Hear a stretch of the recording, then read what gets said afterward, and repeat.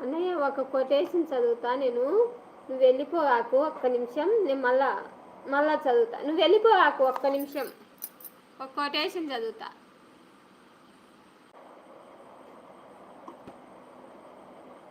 పర్వీన్ సోదరి ఉన్నావా అంటున్నాడు అన్నయ్య. ఎవరో ఉన్నారు అన్నయ్య. అన్నయ్య నేను చదువుతున్నా విను.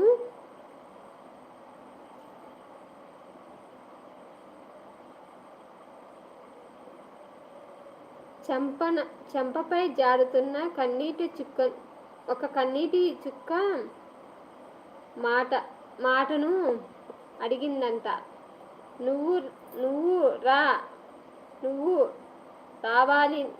రావాల్సిన సమయంలో నన్నెందుకు బయటకు పంపావని. అప్పుడు ఒక మాట చెప్పిందంట. నువ్వు కంటి నుండి బయటకు పడితే మనసు తేలిక పడుతుంది.